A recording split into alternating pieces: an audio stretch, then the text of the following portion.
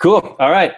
Welcome, everybody. This is episode 4 of All My Friends Are Dads, coming to you again on a Wednesday evening. And this evening, I'm joined by my good friend, former high school football teammate from Brother Rice High School, Brian Birney. Brian, thanks a lot for being here, man.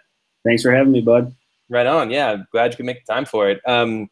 We were actually just catching up right beforehand, and it seems as though time for all of us is sort of at a premium these days. You're running your own business out in Lake Orion, Michigan there, and a father of 4 kids, which is amazing. Congratulations. Thank you. I guess, right off the bat, I was looking through some stuff, and we're going through kids' names. This is the first place where my mind went with curiosity, right? So the kids' names are Caitlin, Kira, Brian, and Killian, right? Yes. 2 girls, 2 boys. Correct. So my Wes Witt was on my last show 2 shows ago, and his daughters are Weiler and Windsor. Wes Witt, Weiler, Windsor.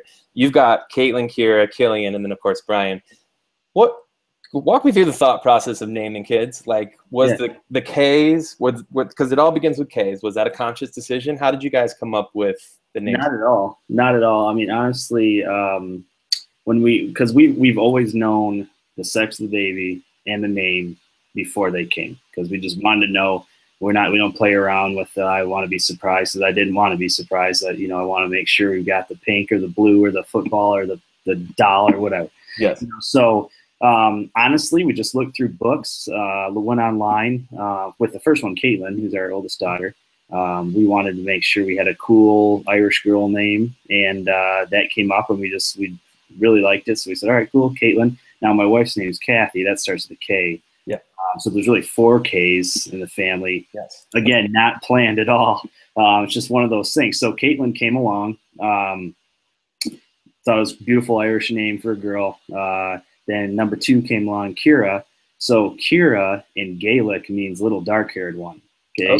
Little background before this. My oldest daughter came out looking like a chia pet. She had like a full head of dark hair. Never lost it. Everyone's like, oh, she's going to lose her hair. No way. I mean, literally like a chia pet. It was crazy. And as you know, I'm kind of a hairy dude. Been hairy since 12, probably 10, maybe. I got my first chest hair. But so I was like, well, my kids are doomed. They're all going to be little short, fat donkeys like their dad. So we thought, okay, well, let's look for another cute Irish name. And we're looking through, online again, and saw Kira, which means little dark-haired one. Okay, so we're like, oh, perfect. Kira's kind of a cool name, a little different. It's Irish. Obviously, she's going to have dark hair. Well, in typical Kira fashion, it was emergency C-section, and she came out strawberry blonde. Oh, no. So it's kind of weird how that all happened. So there was Kira. And then my son came Brian. So that's for obvious reasons. He's Brian. He's not actual junior. He's got a different middle name. Okay. Named after his father, or my father-in-law, his grandpa. And then second boy came. And so how we did it, I guess this is a little bit to your question. What we wanted to do was name the middle names of all the kids to be named after one of their grandparents. Yes. So it worked out perfectly. So we had Brian David. That's my father-in-law's name. And then my dad's name is James. So we thought, well, it'd be cool, since it just kind of worked out this way, that the girls would all be K's, the boys would be B's. But when you put a B name and James together, those don't really work out that well. So yeah, I see where you're going with that. Yeah. As much as I wanted to go with a B, I think we were going to go with like Brady or so. I just couldn't do it to him. So anyways, I don't know. We fell on Killian. We thought it was a cool name. Again, it was K's at that point. We just thought, man, Killian James sounds pretty badass. So he's destined for greatness, and that's how those names came to be. That's awesome. That's great. Yeah. So it was a pretty organic process. It sounds. Yeah. Yeah. 4? Are you guys done? Is that it? The funny thing is, and this is complete reversal of what normal people. I'm not so sure. My wife totally is. Okay. I'm one of 8. I'm the youngest of 8. Oh, that's right. Yeah. So in my eyes, we're halfway there. You got plenty more to go. I'm slowly realizing that time and money isn't as prevalent as I want it to be. I mean, hell, when you and I went to Brother Rice, it was $5,000. Now I think it's upwards of 10, 11. By the time my kids go there, it'll probably be 15. Right. So it's like, geez, I mean, I want to give them the life you and I had, and it's going to be pretty costly. I mean, even if you are making good money, it's still going to be pretty costly. I mean, you're talking 60 grand a year in high school. Just to put them through college. I mean, just put them through high school. Yeah. Sorry. Not, let alone, who knows college. I mean, hopefully they're good athletes or something, but so I think we're probably done. I haven't made the ultimate decision. That's a pretty hot topic in the household. So thanks for bringing it up. I'm sure my listening at the door right now.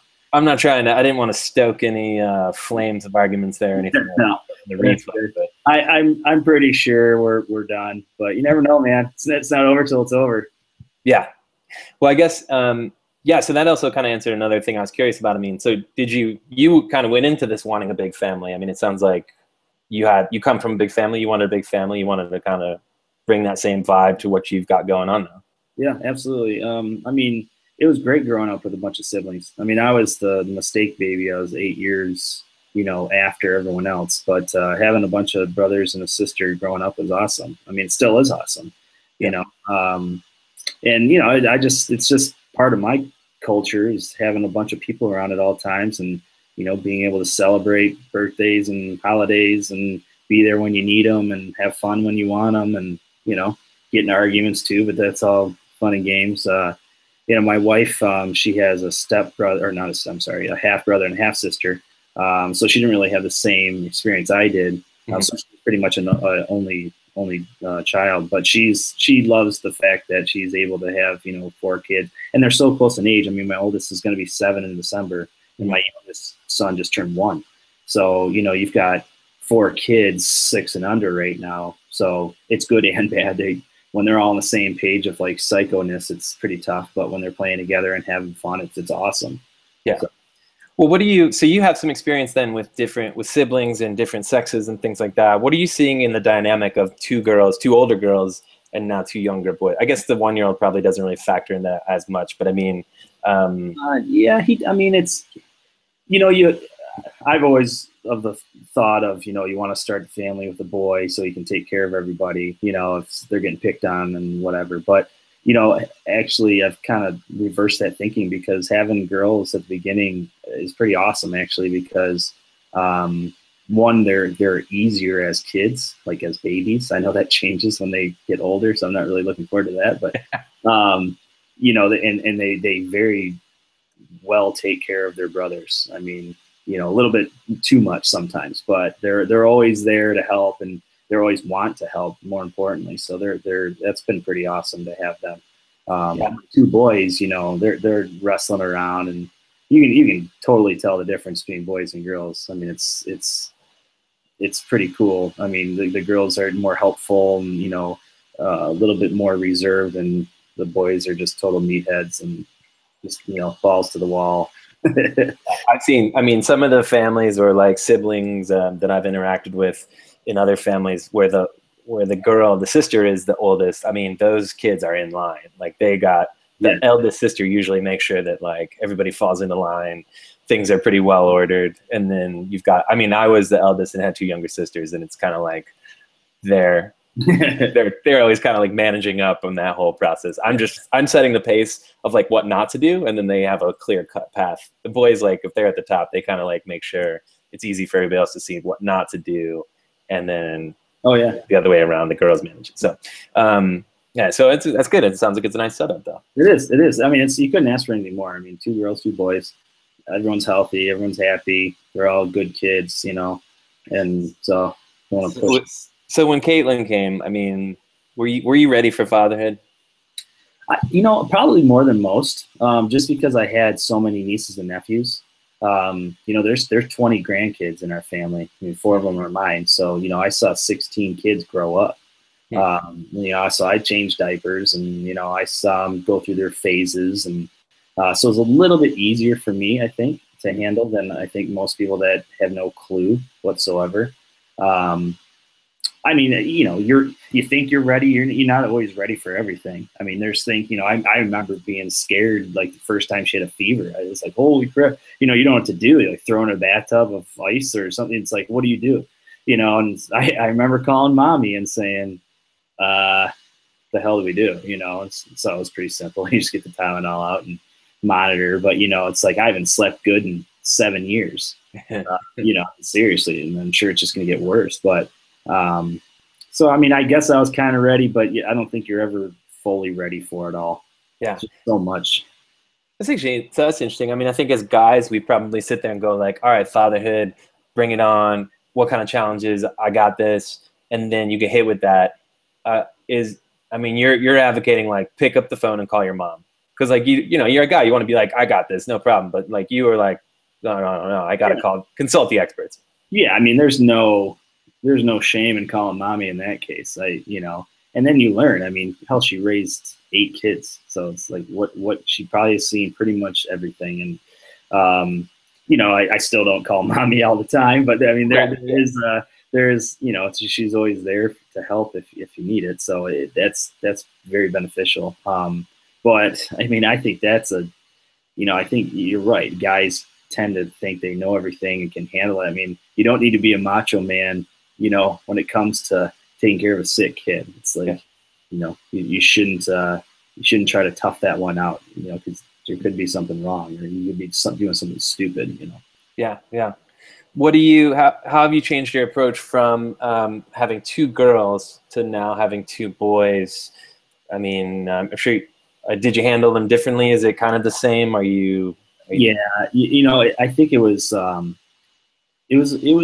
difficult transition, just because when you're with having a baby girl is like the feelings are so much different than having a baby boy. It's like I remember when the girls would fall down and hurt themselves, or when they were learning to crawl or walk, is like you're right there.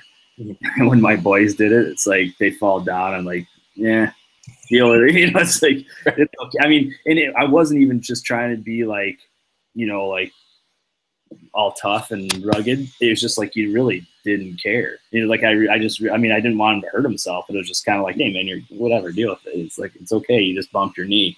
With the girls, it's like, are you okay? It's like, what can I do? Do you need an ice pack? With the boys, it's like, just get up, man. Just keep going. It'll go away in a second. So I don't know. It's just like embedded in you with that. Yeah. So it's kind of it's different.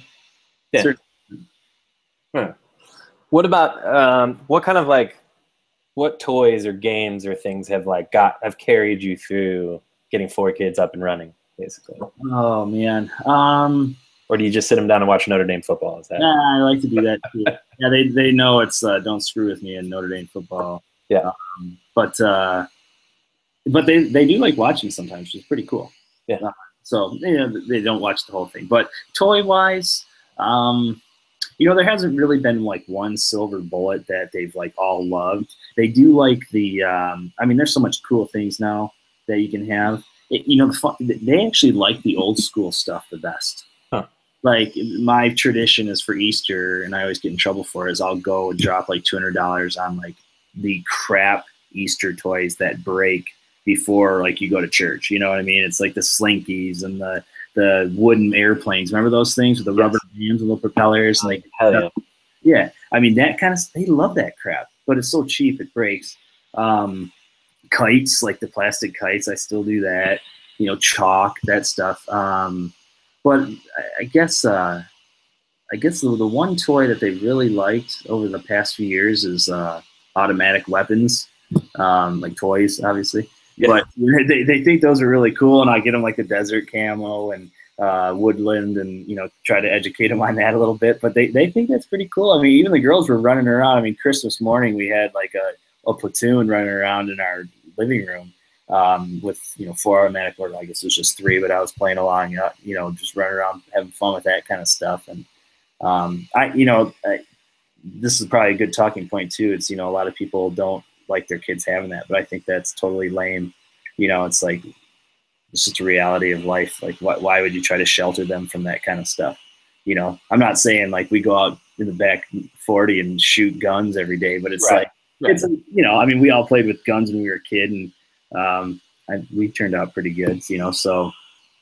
I will say, after taking a trip to Michigan last winter, we went off and shot some guns, and after having one in my hand and actually taking it to a range, I felt way more comfortable with that experience. It was like, oh yeah, I mean, this is a much more manageable thing than people make it out to be. So I think that there is a lot of good to be had in getting practice with Yeah. Yeah, absolutely. And especially, I mean, if it's a toy and they're just running around, and I try to teach them like weapons safety, like, you know, you shouldn't point that at anybody and that kind of stuff. I mean, it's a different story if it's a real gun, but so anyways, that, not to get too much off topic, but that think that was one of the biggest hits, you know, like the talking stuffed animals, that stuff too. Yeah. You know, anything that says their name, like when they're kids, kind of blows them away.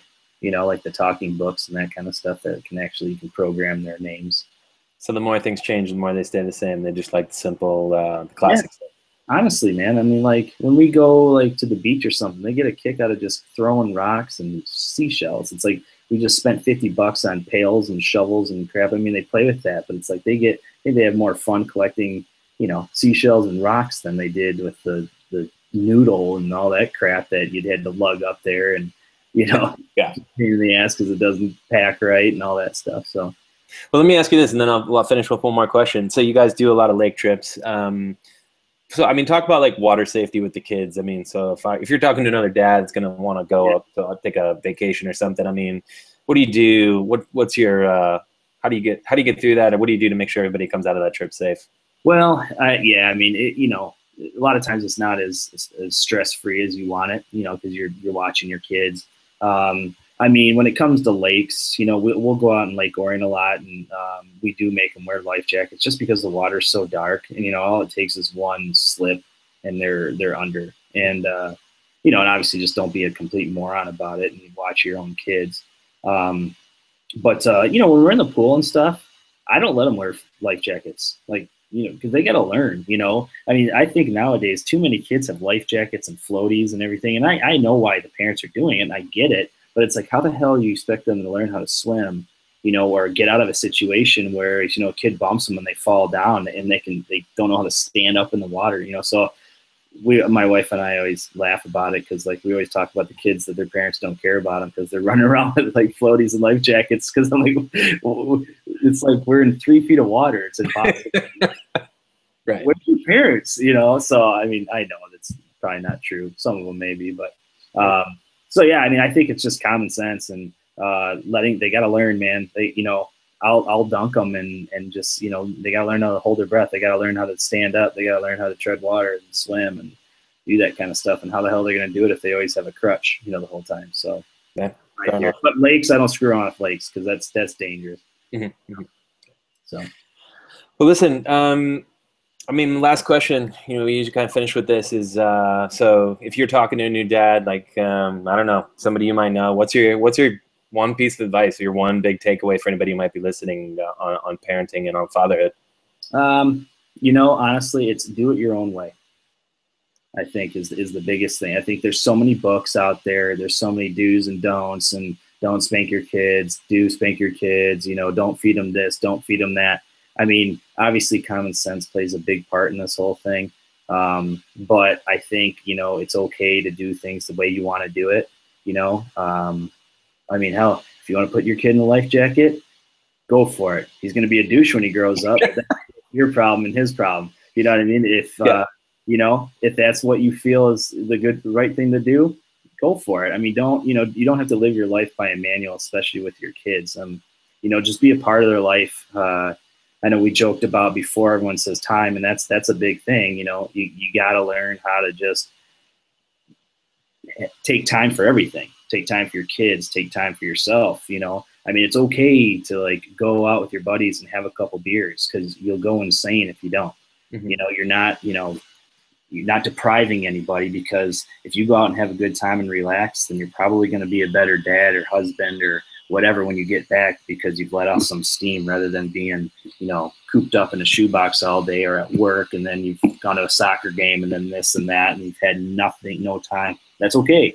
You know, I mean, don't be like a dork about it and like go out every single night, but every once in a while it's cool. Go out with the wife, have a date night, you know, let her go out, you know, vice versa. So yeah, I mean, that would be my, you know, everyone gets all paranoid when they have their first kid. I mean, we're the same way. You know, every time we go to a restaurant, we put the little plastic mats out and the thing on the chair, and like now, like they're eating off the ground. You know, it's like, I mean, you know, and it's like, well, they got to get sick sometimes. I mean, look, we don't condone it. It's like I'd rather them not eat off the ground, but you know, I'm not going to bring a can of Lysol everywhere I go because it's just going to happen. So, Yeah, I mean I think that it's an awesome thing. I highly recommend it, but like I said, do it your own way. Have fun with it. Don't get too stressed out, but have enough stress level where you're doing the right thing and you know, putting them in front of you at all times. So, Right on, but it's man. a cool thing you're doing, Carl. It's keep it up, man. Thank you very much. I appreciate it. It's a cool thing you're doing, raising 4 kids, man. I can only imagine, and maybe one day I'll have the privilege of it. But I mean, it's a cool thing we're all doing in this life. So, but I appreciate you being on to share today too, man. I mean, I think every little bit helps for anybody that might be out there listening, and everybody who's in my situation who eventually wants to be a dad and getting to that point, getting closer to that point. So I appreciate you. Well, I'll do it again. And chapter 2 can be all about poop. We didn't get to poop. We didn't cover poop tonight. I know. I'm sorry. I know you were itching about poop in my lip. So I'll leave it there. It'll be a cliffhanger. Those are going to be more like we'll do some outtake clips, and episode 12.A or something. We'll come back around to the poop time. So I'm free when you need me. Perfect. Well, listen, this has been episode 4 of All My Friends Are Dads. Brian, you're the head of the Birney Directive out in Michigan. How can people get in touch if they got questions about being a dad or anything like that? Sure, absolutely. Website's thebirneydirective.com, or you can email me at thebirney@thebirneydirective.com. Cool, man. We'll throw that up in the comments so people can grab it too easily and hit you up if they want to follow up or anything. But Brian, good to see you. Thank you very much. Tell Kathy I said hello. And again, this has been episode 4. Episode 5 coming sometime soon. Thanks again for listening, and be good out there, everybody. Have a good night.